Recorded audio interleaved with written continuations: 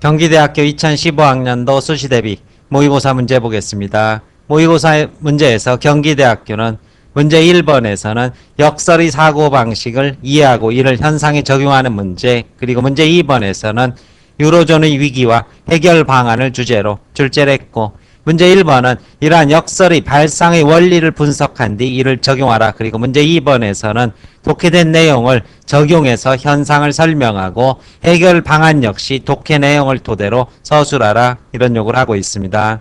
그런데 문제 1번에 시문학, 님의 침묵이 포함되어 있습니다. 따라서 이 시문학 설명을 간단하게 듣고 난 뒤 각 문항의 서술 방향 짚어보겠습니다.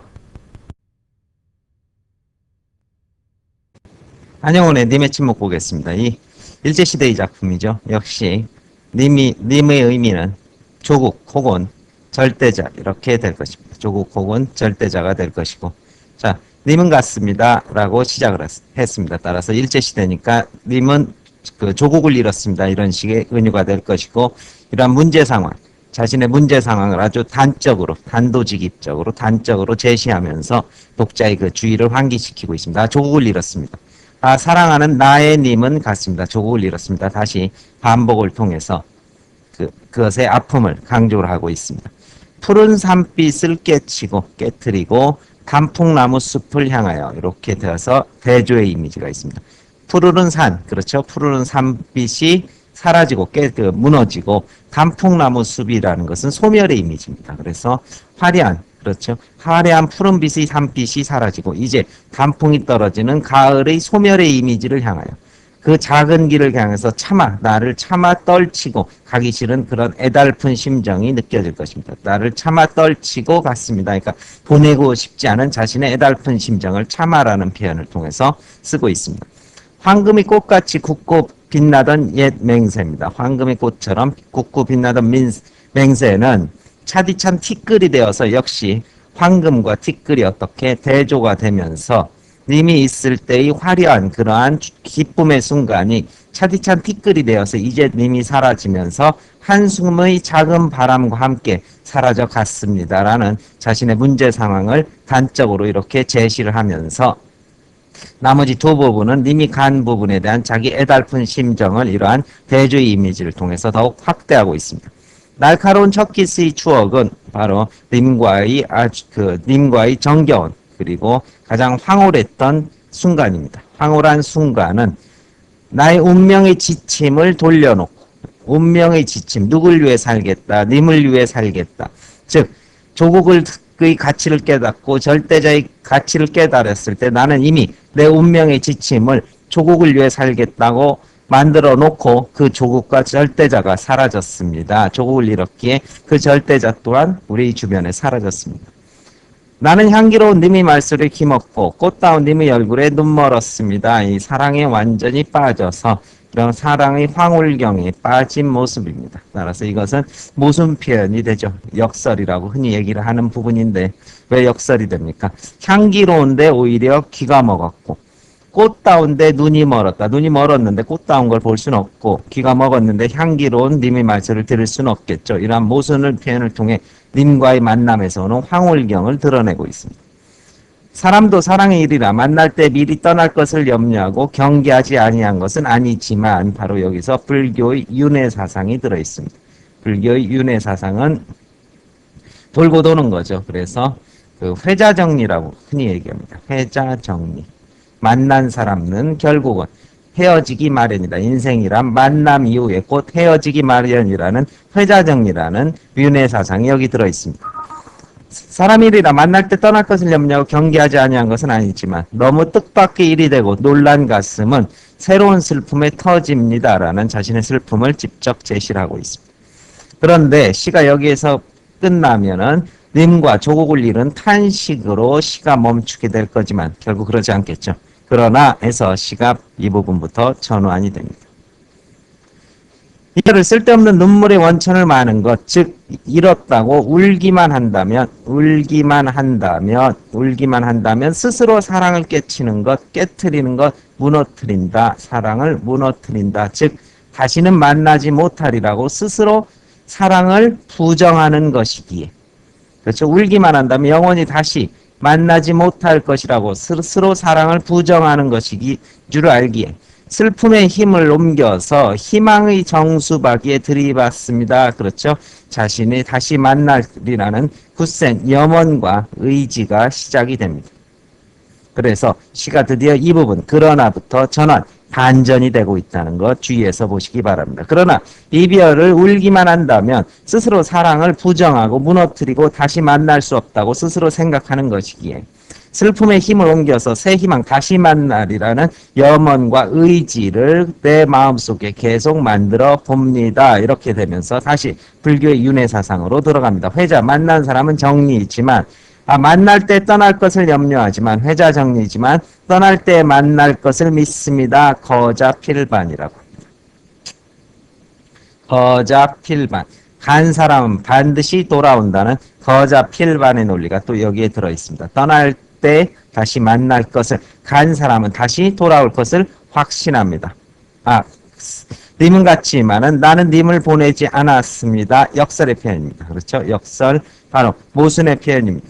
그럼으로써 다시 만날이라는 재회에 대한 강한 의지를 이렇게 드러내고 있다고 보면 될 것입니다. 그래서 님이 갔지만 다시 님을 보내지 아니했습니다. 조국을 지금 잃었지만 결코 그 조국을 완전히 버린 것은 아니고 다시 돌아오리라고 확신을 합니다. 제곡조를 못 이기는 사랑의 노래, 제곡조를 내 내면에서 깊이 우러나오는 사랑의 노래, 그냥 간단히 광복의 노래라고 했습니다.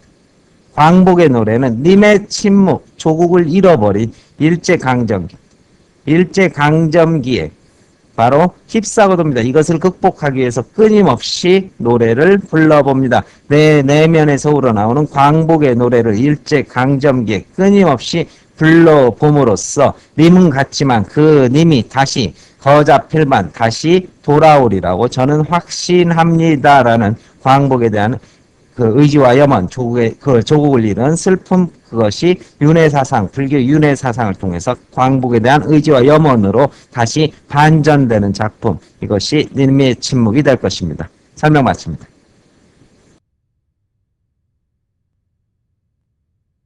각 문항별로 서술 방향 확인하겠습니다.